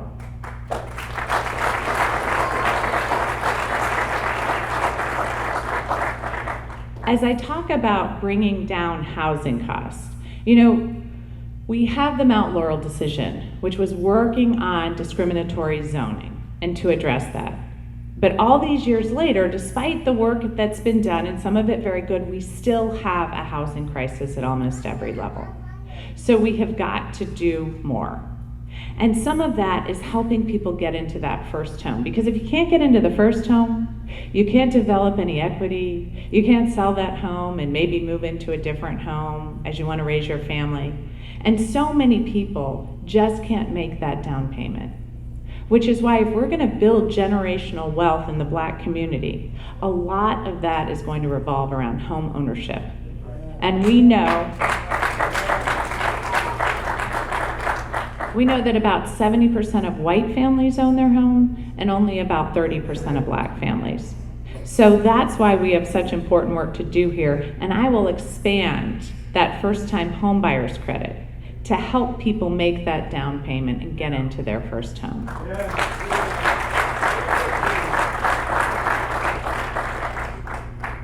And I also want to talk a little bit about somebody else who's an important part of this campaign. And that's my running mate, Dale Caldwell. And I mean, I can't take tons of credit for his resume, but I am sort of breaking my arm, patting myself on the back with Dale because he is really fantastic. And if I went through his whole resume, we'd be here all night. I mean, here's a guy who's really done just about everything. But let me talk just a little bit about why I think Dale is going to be such an asset to the state of New Jersey. You know, he's a pastor, an entrepreneur, a small business owner, an absolutely fantastic tennis player, evidently. I don't play very well, so I haven't taken him up on that, but I hear, and a father. He supported business owners of all sizes as the executive director of the Rothman Institute of Innovation and Entrepreneurship at Fairleigh Dickinson University. And while doing so, he founded a family business week and the Black Entrepreneurship Hall of Fame. I'm thrilled to run alongside Dale for so many reasons, and he's going to be critical in making our state a better place to plan and grow a business. Because for too long, Trenton hasn't worked well for business owners and especially Black small business owners. We'll address the structural racism in the state contracting that the community experiences every day. But we have seen all of this exposed through the disparity study, and now it's time to truly have metrics so we can do better as a state.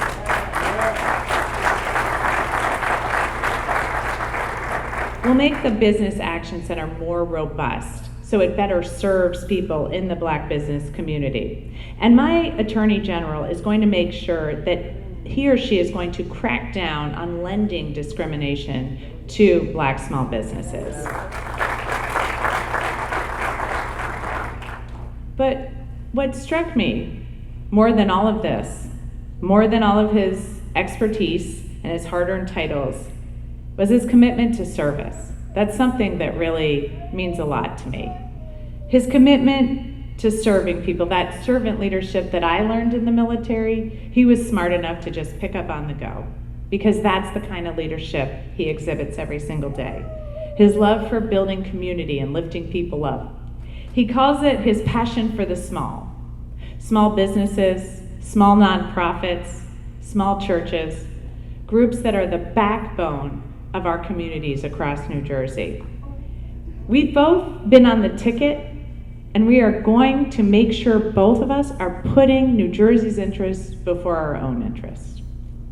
And I want to be very clear and candid about the choice in this election. I'm asking you to look at Jack Ciattarelli's record, not just his rhetoric, not just what he's saying in this campaign, but really look at his rhetoric. Because someone once said, if somebody tells you who they are, believe them. So through his entire career, Jack's been pretty much in this for himself. He's running now to serve Donald Trump. Trump, in fact, has said that he's 100% MAGA. And he said he can't think of a single issue that he disagrees with the president on, I guess including that he is 100% MAGA. He's all in on the budget to kick over 400,000 New Jerseyans off their health care, raise mortgage rates and utility bills for New Jersey families, and give over $3 billion of New Jersey's budget to his wealthy donors. He's even said about the one big beautiful bill that's harming so many people here, we don't see this as a real problem for New Jersey. If you don't see this as a real problem for New Jersey, then, to quote someone who's already spoken tonight, you don't know Jack.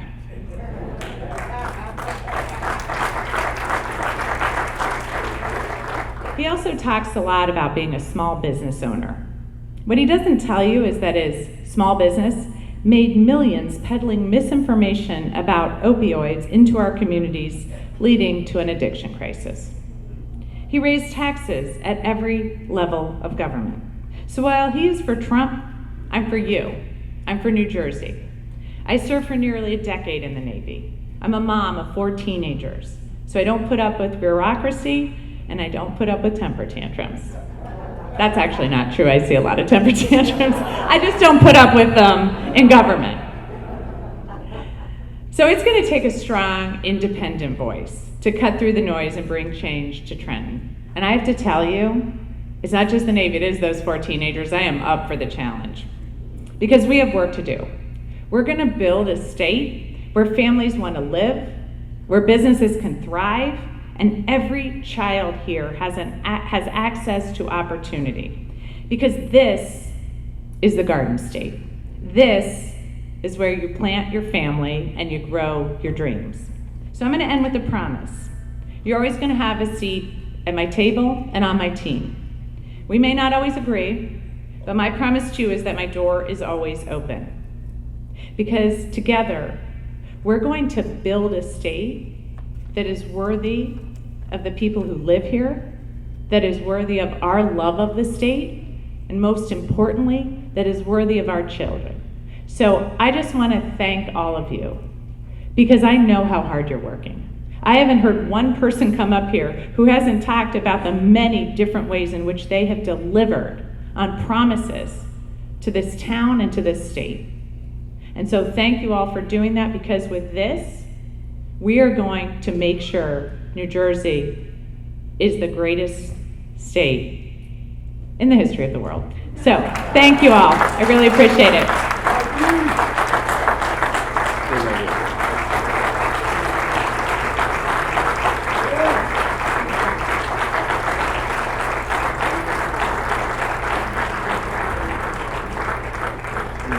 I'm going to ask John and Janine and Doug and Sam if y'all would come forward.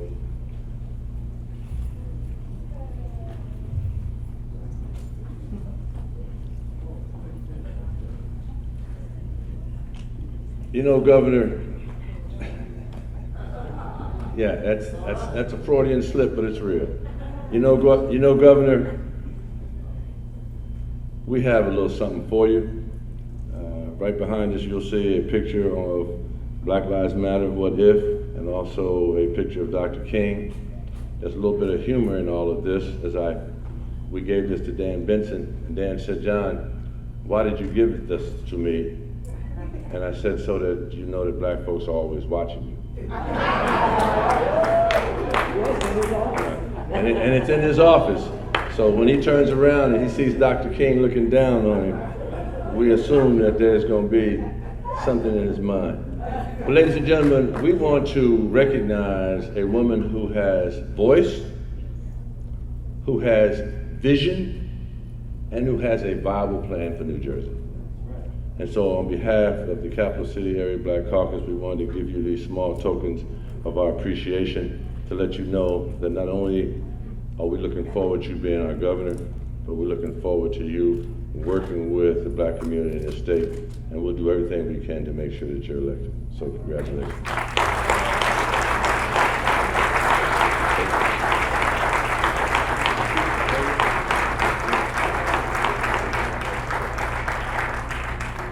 So we're going to get you and your staff to take these. Anybody needs to take some pictures, please come and do that.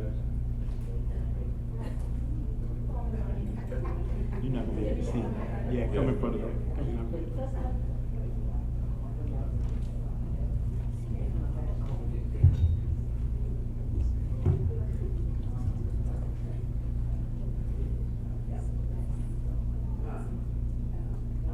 No, I'm right here. I'm right over Janine's head. Yeah, we can. Mikie Sherrill, ladies and gentlemen.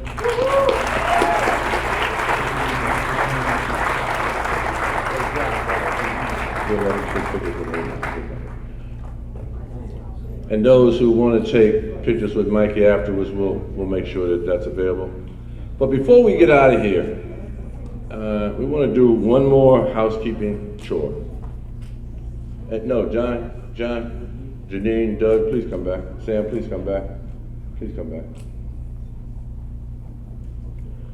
You know, we've been in this building regularly having meetings. Every time we've called and asked Pastor Boyer, can we have access to the church? He didn't say no. He says, call Joan Williams. That's right. And so that's what we do. We call Joan. Joan says, if you talk to Pastor, yes, Joan, tell me what you need. And she makes it happen. But we're not really acknowledging Joan because we did that during Women's History Month. What we want to do now is take those 2 gold-covered pieces of Dr. King and the What If, and ask Pastor Boyer, would you please come forward?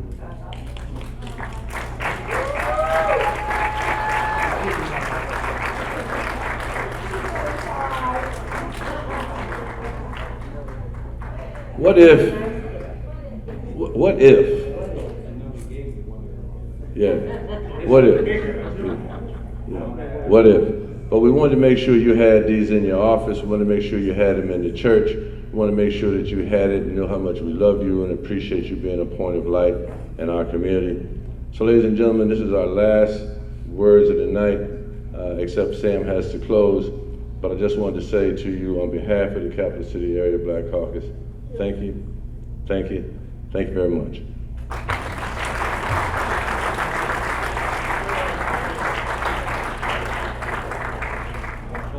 No, Sam got it. Okay. So ladies and gentlemen, Sam, our chair, Capital City Area Black Caucus chair, will have the final remarks. I want to thank everybody who has come to be with us this evening. Mikie and Leroy and Raz, enjoy yourself. All the elected officials and others from the community who are here. This doesn't happen without you. And so Sam, send us home. 1 minute. So Pastor Boyer and Chairman and Mikie, I want you to know that that beautiful piece of What If, is, again, my wife designed that, so I have the original sitting in my office. But it's good that you get the carbon copy. So I'm going to leave you with this. First of all, thank you again to Chairman, to Mikie, Raz, for accepting, for all of you that are here. To Mayor Munoz, our chair, thank you for supporting us through this process. Thank you for supporting Mikie from the beginning. If we're going to make this happen, it's going to take all of us. It's going to take all of us, not only those that are in the room, but those that we know. You know, Mayor Palmer's heard me say this before. When you go back and you look at American history, most people think that when we wanted to make our break from England, that everybody was on board. Everybody wasn't on board. A third of the people said, let's make a clean break. A third of the people said, I don't know what to do. And a third of the people said, we think it's nicer over here, we want to stay. It was that 1/3 that fought, they put their heads down, and they fought for what we call our new country. And so there are some people that are sitting out there that are on the fence. I'm just going to ask you, what third are you? We can't have anybody sitting on the fence. And we can't have anybody in the Democratic House sitting on the other side. So what third are you? When it comes to election day, are we going to stand with the Democrats and with Mikie Sherrill? Or are we going to go backwards with Jack? I don't plan to go back. So I'm standing with Mikie Sherrill, with the Democrats in Mercer County. Let's get it done. What third of you? We're going to be the third that wins on election day. Y'all take the message to the bank. Let's get it done.